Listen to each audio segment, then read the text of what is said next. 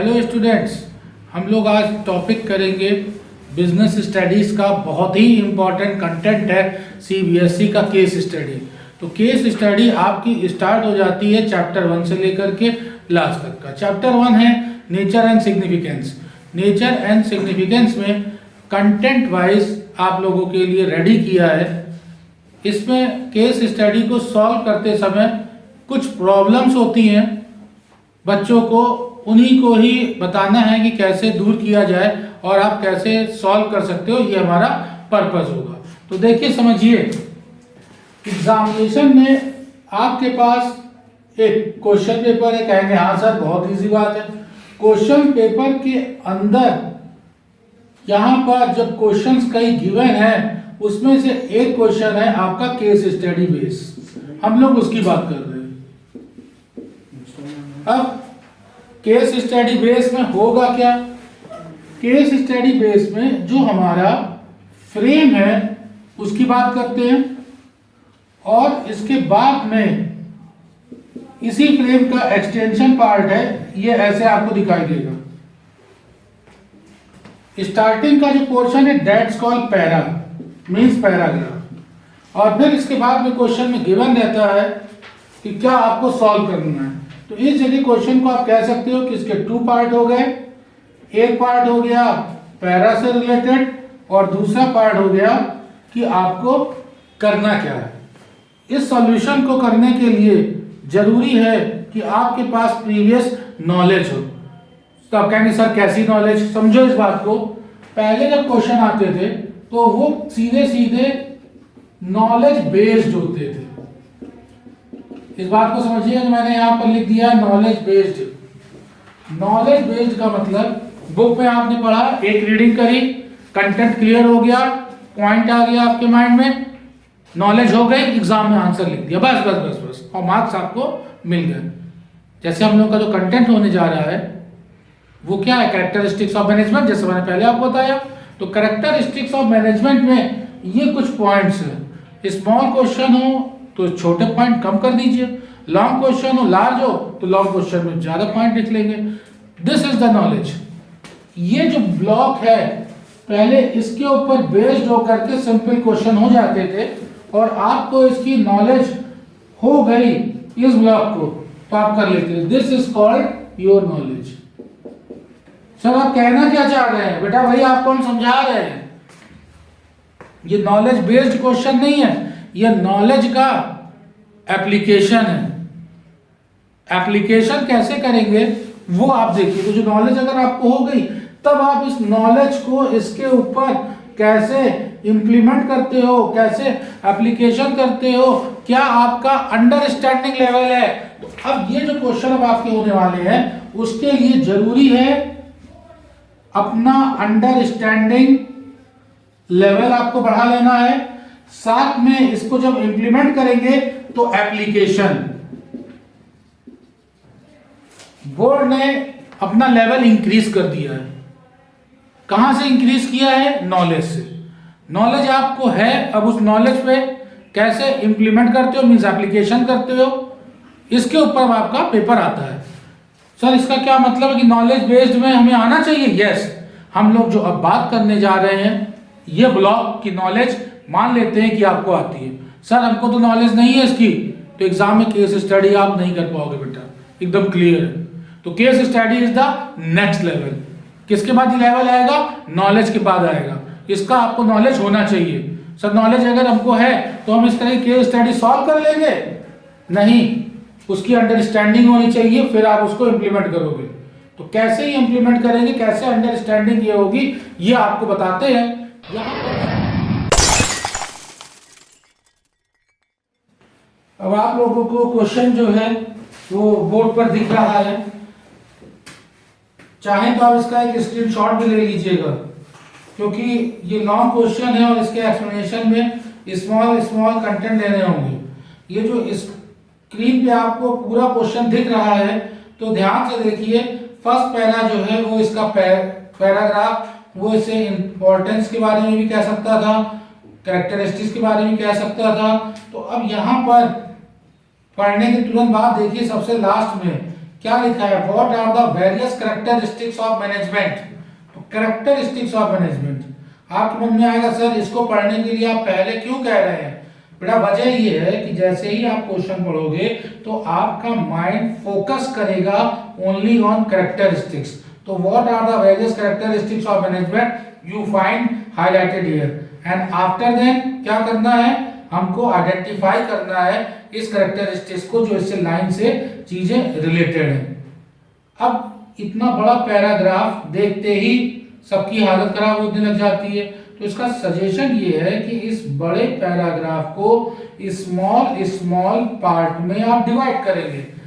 कैसे डिवाइड करेंगे सर, एक आपको तरीका बताते हैं कि जहां फुल स्टॉप दे रखा है और उसके साथ में सेंस अगर बदल जाता है तो उसको आप एक सिंगल पार्ट रखिए और फिर उसके लिए वर्ड दीजिए। कैसे, देखिए इसको आपको बताते हैं। जो enterprises decided to have a meeting of all the key employ of different departments in the organisation. Sir full stop आ गया तो क्या रुक जाए, नहीं, अभी सेंस देखो एक जैसा चल रहा है। The main motive is to tell the employees to keep the target of 20% increase in sales as the main objective when they work throughout the year. अभी देखो सेंस चल रहा है, टारगेट की बात हो रही है, 20% की बात हो रही है, इस जगह पर फुल स्टॉप लगा और अब सेंस बदल जाएगा। तो जब सेंस बदल गया तो इसका मतलब इसकी हम फर्स्ट पार्ट की बात करेंगे और ये जो फर्स्ट पार्ट है ये हमारा टारगेट से रिलेटेड है। टारगेट का मतलब हुआ गोल ओरिएंटेड है। जब आप गोल ओरिएंटेड की बात करेंगे तब कैसे इसका आंसर लिखा जाए, तो गोल ओरिएंटेड हो गया the main motive is to tell the employee to keep the target of 20% increase in sales as the main objective when they work throughout the year। तो बेटा जिस तरीके का आप लोग को यहाँ स्क्रीन पे दिखा, ये फर्स्ट पैराग्राफ का फर्स्ट पार्ट था जिसको कि हम लोगों ने सेंटेंस में लिया। तो करना क्या, पैराग्राफ तो होल तो बहुत बड़ा होगा, उसको आपको सेंटेंस में लेना है। तो ये हम लोगों ने फर्स्ट सेंटेंस में लिया। सेंटेंस जैसे ही लिया तो आपके माइंड में क्लिक करना चाहिए कि कैरेक्टरिस्टिक्स क्या दे रखी है। तो ये देखिए कैरेक्टरिस्टिक्स आपके माइंड में ऑलरेडी गिवन थी, मींस इसकी आपको क्या थी, नॉलेज थी। यही तो मैंने आपको बताया कि आपके पास नॉलेज होगी, तो जब आपके पास ये नॉलेज होगी तब आप इस नॉलेज को क्या करोगे, इंप्लीमेंट कर पाओगे। जैसे ही इंप्लीमेंट करोगे तो ये क्या हो जाएगा, एप्लीकेशन हो जाएगा। अब एप्लीकेशन जब आप करने जा रहे हो, एप्लीकेशन कब होगा, जब इसका अंडरस्टैंडिंग लेवल आपके पास अच्छा होगा। तो अब ये पॉइंट आपके माइंड में क्लिक किए, इसको क्लिक करने पर आप देखिए कि गोल ओरिएंटेड प्रोसेस एक हमारा पॉइंट होता है। तो गोल ओरिएंटेड प्रोसेस देखो साफ साफ दिखाई दे रहा है कि जो लाइन आपने पढ़ी थी वो गोल से रिलेटेड थी, इस वजह से गोल ओरिएंटेड हो गया। अब जो गोल ओरिएंटेड है यहाँ पर थोड़ा सा ध्यान से देखें, जब भी बेटा गोल ओरिएंटेड की बात निकल के आए तो इससे रिगार्डिंग आपके दिमाग में कीवर्ड होना चाहिए। तो गोल ओरिएंटेड के लिए कीवर्ड, ऐसा मैंने बहुत से पेपर में देखा है, टारगेट गिवन होता है। टारगेट जो है ये आपका अगर सेंटेंस के अंदर लिखा हुआ है और इंडिविजुअल बात है तो ये गोल ओरिएंटेड ही टर्म पे, अब वो अमाउंट पे हो सकता है और वो परसेंटेज पे। जैसे आप यहाँ पे देख रहे हो कि सेल्स के लिए 20% गिवन है, तो यहाँ पूरा 20% से भी चल सकते हैं या फिर टारगेट की टर्म को भी आप ऐसे पकड़ सकते हैं। इसके साथ में गोल ओरिएंटेड आपका आंसर हो जाता है। एक फुल स्टॉप के बाद सेंस एक था तो आपने एक सेंटेंस को बना लिया। आगे अब देखिए आगे,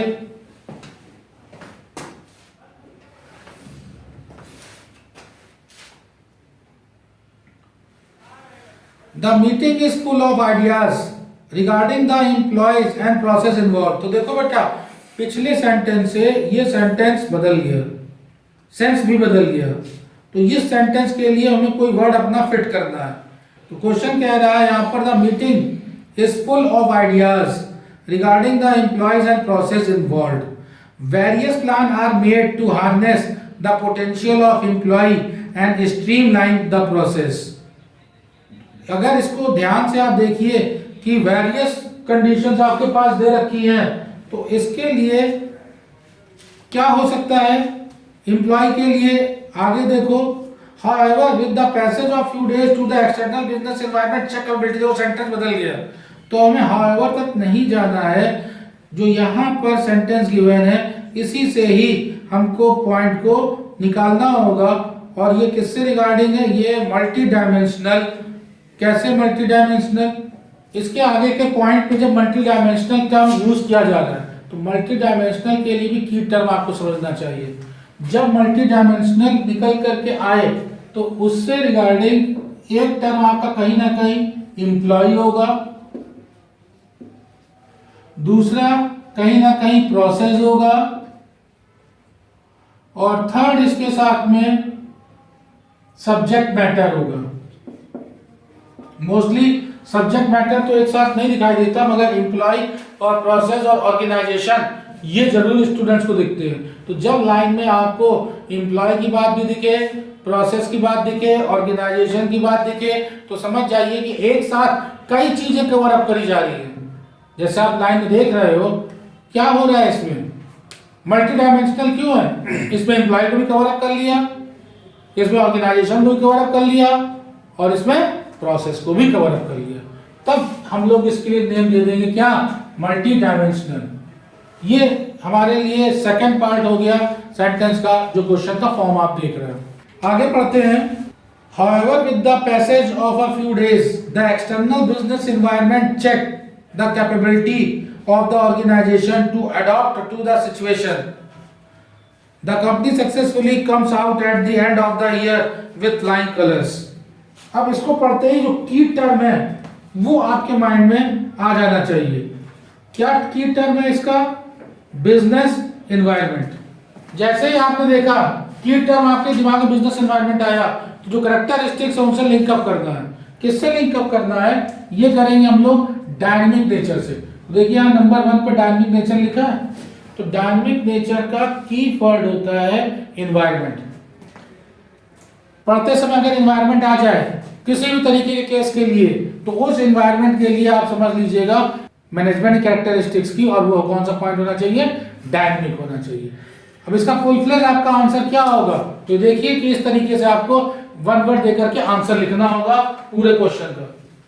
उम्मीद करता हूं कि डाउट्स आपके काफी क्लियर हो गए होंगे।